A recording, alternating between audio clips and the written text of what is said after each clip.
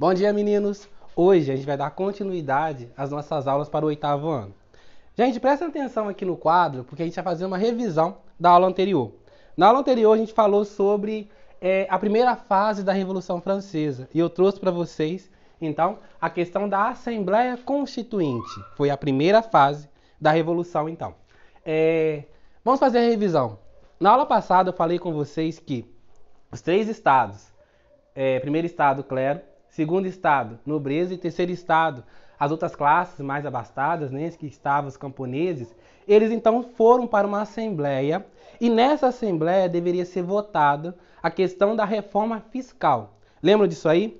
Nessa reforma fiscal seria então votado a questão de que acabariam os privilégios que o clero e a nobreza tinham, né, como a questão de não pagar impostos, seria o único estado, serem os 2 estados que não pagavam impostos. O único estado que pagava imposto, então, era o terceiro estado. Eram as pessoas mais pobres que pagavam impostos.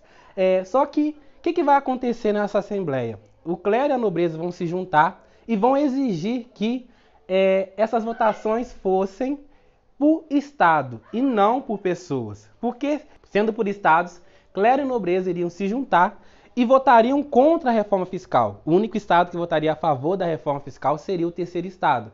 E aí, então, não adiantaria nada. E o que vai acontecer?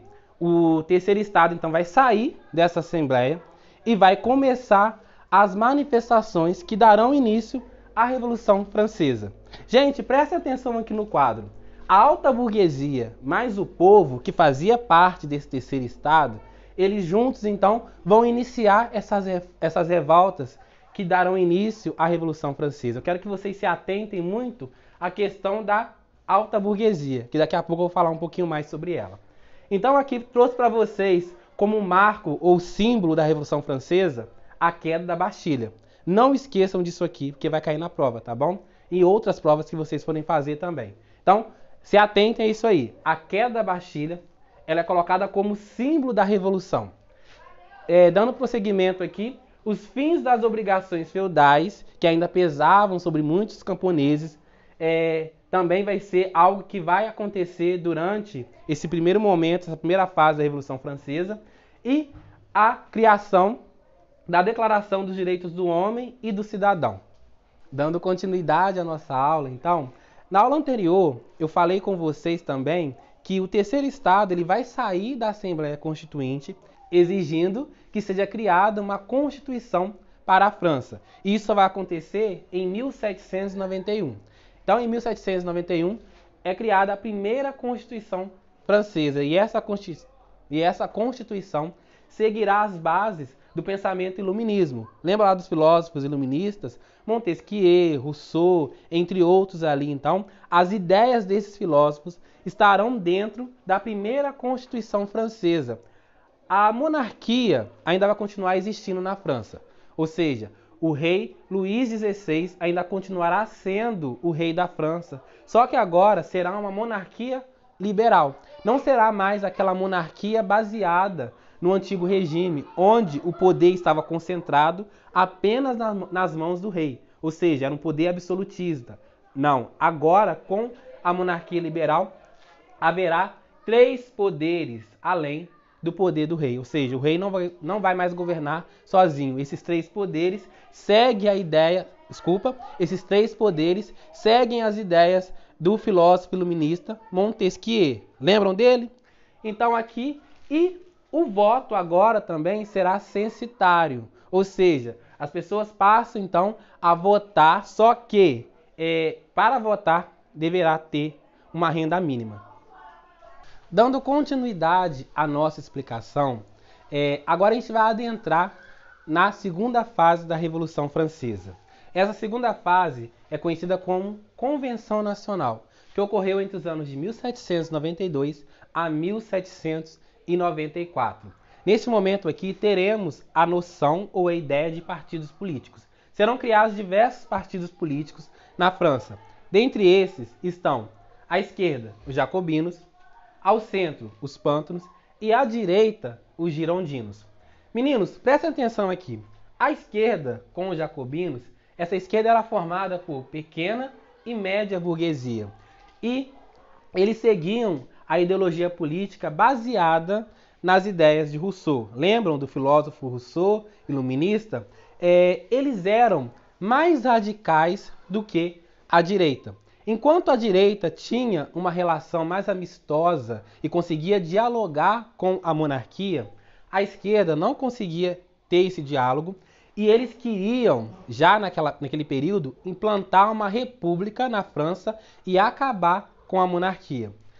Voltando aqui na direita, a direita, então, formada pelos girondinos, pela alta burguesia. Lembra que eu pedi para vocês se atentarem à questão da alta burguesia? Após a primeira fase da Revolução Francesa, veremos a alta burguesia sempre no poder. Por quê?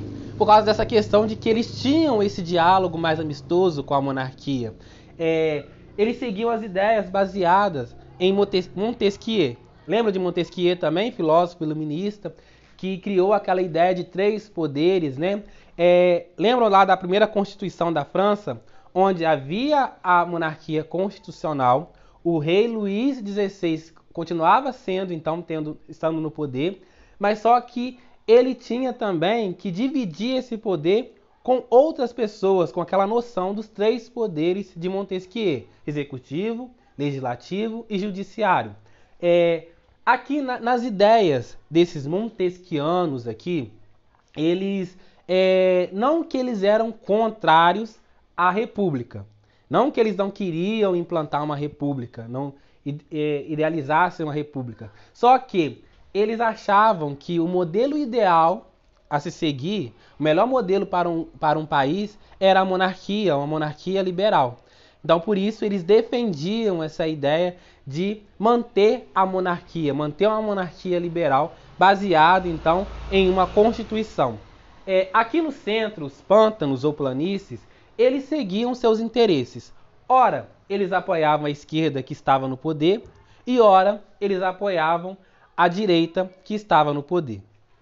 Dando continuidade à nossa explicação, a gente vai entrar então na primeira parte da Convenção Nacional, que é a Convenção Girondina, 1792 a 1793. Nesse momento aqui, como o próprio nome diz, temos os girondinos no poder, né? A alta burguesia, ou seja, a direita no poder. Meninos, prestem atenção no que eu vou falar agora. A alta burguesia, os girondinos, eles sempre estiveram no poder, desde o final da primeira fase da Revolução. Nesse momento aqui, vão acontecer uma série de coisas que vai tirar os girondinos do poder e dar o poder aos jacobinos, que é a esquerda. Então, mas prestem atenção no que eu vou falar agora com vocês. Em 1792, foi implantada na França a Primeira República. Temos então essa ideia de república que já era algo objetivado pela esquerda, né? Eu falava com vocês na explicação anterior que a direita, com os girondinos, não é que eles eram contrários à república. Eles achavam, então, que o modelo ideal seria a monarquia. Mas mesmo assim, na primeira parte da Convenção Girondina, nesse período em que os girondinos estão no poder, temos a implantação da Primeira República na França. Com a implantação da Primeira República aqui na França, temos um novo calendário criado que vai marcar o ano 1 da República. No ano seguinte, o rei Luís XVI e sua esposa serão executados. Será um momento muito bárbaro da Revolução Francesa, onde irá executar o rei Luís XVI e a sua esposa. Eles vão tentar, primeiramente, fugir, só que os revoltosos vão conseguir prendê-los, né, e levá-los para a morte, para a execução na guilhotina. As outras nações, quando ficam sabendo disso, da execução dos reis, elas começam a ficar temerosas que a revolução chegue até elas e também acabe acontecendo isso, né? Execução de governantes, execução de reis. E aí o que vai acontecer? Algumas nações vão começar a invadir a França. E isso vai dar brecha para que ocorram as revoltas da nobreza, que ficarão conhecidas como contra-revolução.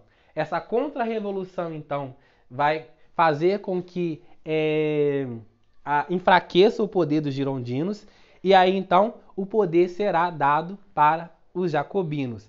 o centro, o partido do centro vai então apoiar a esquerda para que essa suba ao poder.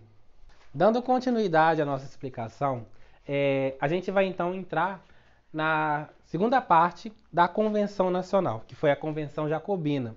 Na fase anterior, eu falei com vocês sobre a Convenção Girondina, onde ocorreram diversas coisas que fizeram com que o poder da alta burguesia, ou seja, o poder da direita, dos girondinos, começassem a se enfraquecer. E o centro passa a apoiar os jacobinos, passam a apoiar a esquerda, então.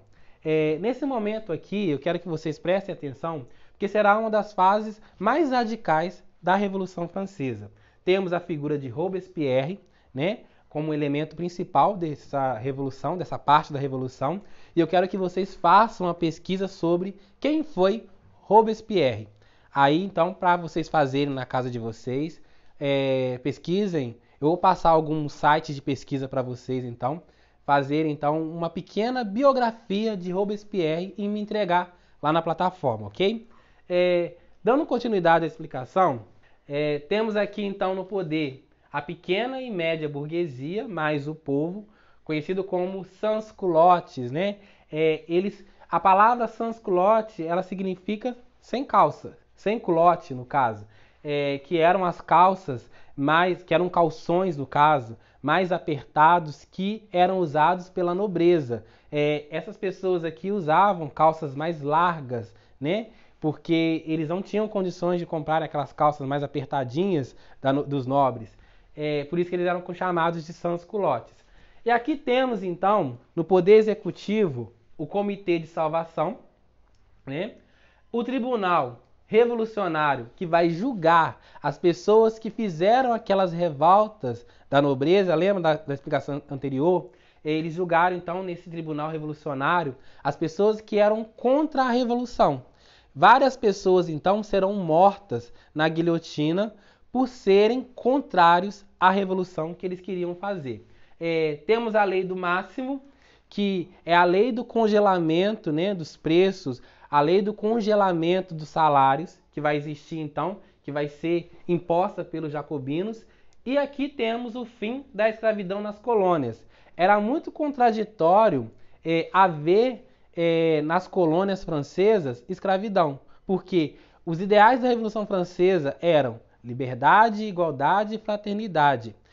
Com a escravidão nas colônias, como que eles poderiam prosseguir com esses ideais se ainda haviam pessoas sendo mantidas como cativas em suas colônias? Então eles acabaram com a escravidão nas colônias para então dar prosseguimento a essa ideia, né? Para dar mais ênfase a essa ideia de liberdade, igualdade e fraternidade. Então aqui temos esse momento da Convenção Jacobina, conhecida como um momento de terror. Um momento de terror em que não só as pessoas que eram contrários a jacobinos, não só a direita, chamaram esse momento de terror, como também os próprios jacobinos se intitulavam como um momento de terror, um momento em que eles fariam um terror contra aquelas pessoas que eram contrárias à ideia de revolução, que eram contrárias à ideia de mudança lá na França. E aí então, o que acontece nesse período aqui? Muitas pessoas elas são executadas na guilhotina. A guilhotina é um personagem principal desse momento da Convenção Jacobina, porque mais de 1.300 mortes ocorreram em 40 dias na guilhotina. Muitas pessoas que eram contrárias à Revolução, elas foram levadas à guilhotina, elas foram executadas na guilhotina, então, dando então essa ideia de um momento de terror, um momento em que os jacobinos eles fazem uma revolução mais sangrenta, mais radical ali. Esse radicalismo acabará sendo um fator prejudicial para os próprios jacobinos, que vão sair do poder, ou seja, a alta burguesia, a direita, vai voltar ao poder no momento em que eles conseguem frear essa radicalização que existia durante a Convenção Jacobina. Prosseguindo com a nossa explicação, então, a gente vai entrar então na parte final da Convenção Nacional, que é a Convenção Terminadora, de 1794 a 1795. Na convenção anterior, vimos que os jacobinos, por serem muito radicais, acabaram saindo do poder. E aí então a alta burguesia retorna. Temos então o retorno da alta burguesia ao poder. E aqui temos muitas das obras conquistadas pelos jacobinos, né? Feitas pelos jacobinos, elas vão ser anuladas nesse momento então que a alta burguesia volta ao poder, ou seja, que os girondinos voltam ao poder. É criada uma nova constituição para a França, a Constituição de 1795, que também ficou conhecida como Constituição do ano 3. E aí teremos então o início ao Diretório, que é a nossa próxima fase da Revolução Francesa, que será então matéria da próxima aula. A gente vai entrar então na próxima aula na terceira fase da Revolução. Até a próxima aula e bons estudos para vocês!